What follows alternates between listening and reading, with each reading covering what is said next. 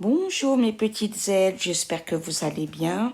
Un petit conte de chat du livre offert par une de mes abonnées. Voilà, conté par Lancelot et vous me direz ce que vous en pensez et vous le direz surtout à Lancelot. Très bonne journée, soyez bénis, je vous adore. Mouah.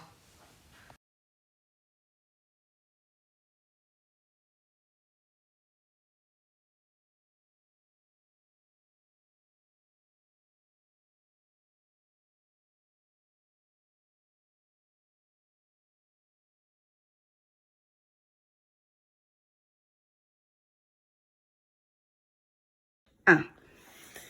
Alors, bonsoir ou bonjour à toutes et à tous. Dans la série Les petites histoires de chats, le chat dans la littérature, aujourd'hui, je vais vous raconter une histoire qui est extraite de la série, entre guillemets, d'Alexandre Dumas, qui s'appelle Mille et un fantômes, et l'histoire qui s'appelle Le chat, l'huissier et le squelette. Voilà. Alors c'est l'histoire, Alexandre Dumas, c'était la mode au 19e siècle de reparler un petit peu des chats, du chat noir, etc. C'est à peu près à la même époque que la première histoire que je vous ai racontée. Là c'est l'histoire d'un chat noir encore, donc un petit peu pour les gens superstitieux du 19e, qui, comme il est noir, il est lié à la mort, etc.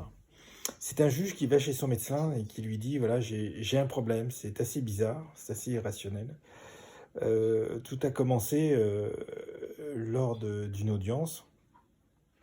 J'avais un criminel et tout, et donc je lui ai annoncé sa sentence, qui serait condamné à mort le jeudi suivant. Et il m'a répondu que ça se passerait pas comme ça, qu'il entendrait parler de moi. J'en ai pas tenu compte parce qu'ils me disent tous ça.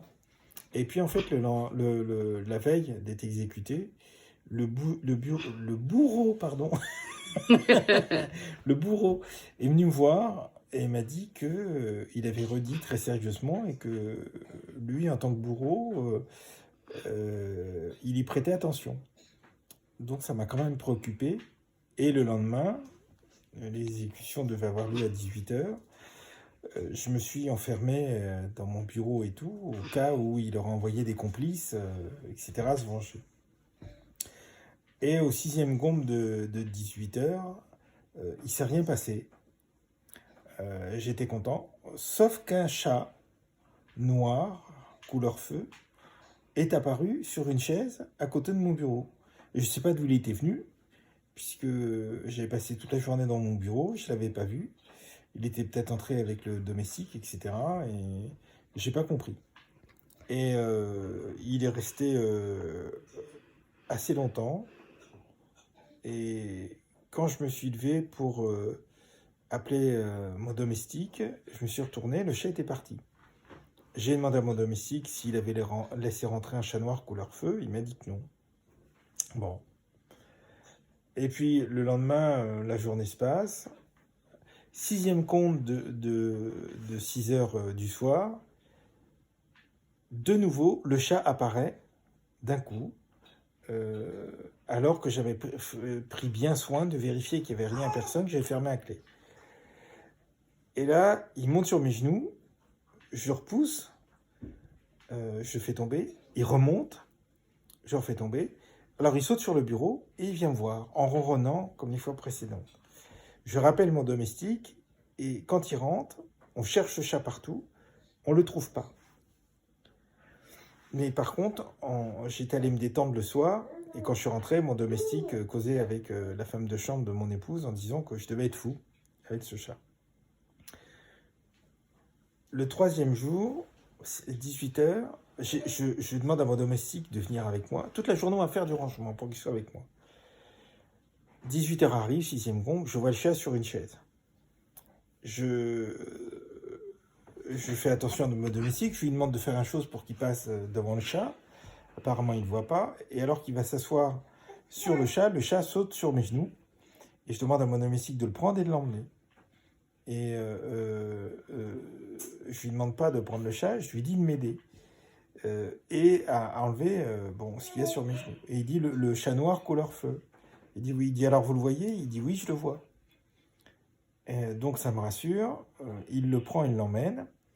Et quand je rentre le soir de mon club, je l'entends dire à la femme de chambre qu'il a joué dans mon jeu, que je dois être complètement fou, qu'il n'y avait pas de chat du tout. Et là, je m'inquiète. Donc, je suis donc le seul à le voir. Et ça dure pendant un mois. Au bout d'un mois, 30 jours exactement après l'exécution, la journée se passe, rien. Donc, le juge, qui est maintenant chez lui, se dit « je suis tranquille ». Et le lendemain arrive, et ce coup-ci, au 6e Kong, à 18h, c'est un fantôme qui apparaît. Alors là, il ne demande même pas à son domestique de venir. Et donc, voilà, ça dure 30 jours. Puis, le 31e jour, rien. Le jour suivant, c'est un squelette qui apparaît, qui fixe de ses orbites vides le juge. Ça dure 30 jours. Le jour d'après, le juge est retrouvé mort dans son bureau. Alors on voit bien que dans cette littérature, le chat est associé à la mort et annonce la mort. Alors comme j'ai fait l'autre fois avec le chat de Beaugency, qui est le contraire, qui a sauvé tous les habitants de Beaugency, de Satan, je vais vous raconter ce coup-ci une histoire vraie. Je vous en ai déjà parlé, mais je me suis trompé de ville. Ça se passe dans la ville de Providence, qui est la capitale de Rhode Island. Alors, Rhode Island, c'est un tout petit État. Il n'est pas grand, hein, puisque c'est un peu plus de 4000 km². Donc, imaginez un État qui fait 40 km de large et 100 km de long. C'est plus petit qu'un département, un peu de choses près. Les plus petits États des États-Unis, qui est situé pas très loin de New York, et qui est un petit peu en dessous de la Nouvelle-Angleterre, qui fait la frontière avec le Canada et le Québec. Et donc, dans cette ville de Providence, il y a un hôpital, c'est un hôpital de fin de vie qui est réservé aux gens de la maladie, qui ont la maladie d'Alzheimer, Parkinson, etc., mais qui sont vraiment au terme de leur maladie, pour qu'ils puissent mourir dans des conditions dignes. Donc l'hôpital a, pour ce faire, a adopté 6 animaux qui se promènent, qui vont voir les patients. C'est des patients qui ne reconnaissent plus rien, qui sont déconnectés, mais qui s'apaisent en voyant les animaux. Et parmi ces animaux, il y a un chat, entre autres il y a un perroquet, il y a un chien. Bon. Et ce chat, il s'appelle Oscar. Il est né en 2005, donc aux États-Unis. Il a été adopté par l'hôpital. Et Oscar, il allait voir les gens, il n'est pas spécialement affectueux. Et puis le personnel a fini par se rendre compte qu'il allait souvent voir des gens qui mouraient entre 2 et 4 heures après qu'Oscar soit rentré dans leur chambre. Donc ils ont pris l'habitude, en fait, quand Oscar va auprès d'un malade, d'appeler la famille. Et la famille, bon, parfois chasse le chat ou au contraire demande à ce qu'il reste avec, mais la famille peut accompagner le patient qui est en fin de vie. Et de 2005, il a été adopté chaton, hein, donc à partir de 2005, jusqu'en juillet 2007, il est resté beaucoup plus longtemps. J'ai pas pu savoir s'il était vivant ou mort toujours, parce qu'il aurait qu'une quinzaine d'années. Et en 2 ans, il a comme ça accompagné 25 patients. Voilà. Et il arrive toujours entre 2 et 4 heures avant la mort des patients. Voilà. Et donc les médecins de l'hôpital se sont posés des questions et ils ont remarqué simplement que bon voilà, ils ont fait appel à un vétérinaire qui a dit que c'était peut-être qu'au moment de peu de temps avant de mourir, on émettait peut-être un type particulier de phéromones, etc. Alors moi je les appelle les chats sceptiques, qui disent que non, c'est pas ça, c'est un hasard, comme ça, un mouroir, il y a quand même assez de chances pour qu'il puisse s'installer sur le lit d'une personne qui va mourir, enfin que ce soit à chaque fois dans les 2 et 4 heures, entre 2 et 4 heures, et que ça arrive fréquemment, tous les gens qui sont là vont mourir, mais pas forcément rapidement, ou etc. Donc effectivement, ça prête à confusion. Pour l'hôpital, et pour le personnel et les médecins de l'hôpital, ce chat est bien un indicateur, puisqu'ils appellent les familles. Donc vous voyez qu'on a affaire à un chat. Alors je ne sais pas si Oscar est noir ou pas, mais on peut dire que, comme dans l'histoire d'Alexandre Dumas, c'est un messager de mort, mais là dans le bon sens, c'est-à-dire qu'il prévient les gens.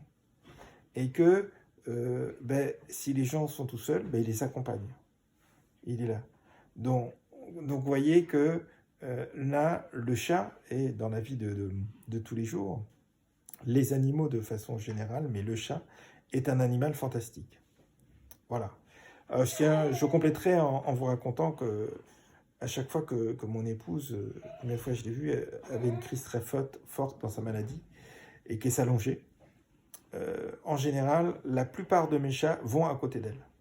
Ils ne la quittent que pour aller manger ou aller à la litière, mais reviennent vers elle, même si ce n'est pas leur place habituelle. C'est comme ça, quand on avait, entre guillemets, 7, j'ai fait une photo une fois, les 7 étaient autour de mon épouse. Elle était particulièrement mal, elle dormait, et ils ne la quittaient pas. Et ça, je l'ai observé souvent. Ce qui complète un petit peu l'histoire que je vous ai racontée, qui est une histoire vraie, sur la vie d'Oscar, Oscar le chat, donc dans cet hôpital à Providence, à Deutschland. Voilà, ce sera tout pour aujourd'hui. Dimanche prochain, normalement, je vais reprendre l'habitude que ce soit le dimanche, vous aurez une 3e histoire. Alors, littéraire, pareil, inventée, et une histoire réelle. Donc là, je vous parlerai d'un chat qui est visiblement londonien. Voilà. Je vous souhaite une bonne journée, une bonne soirée, une bonne nuit. Et je vous dis à très très bientôt. Coucou, salut à tout le monde.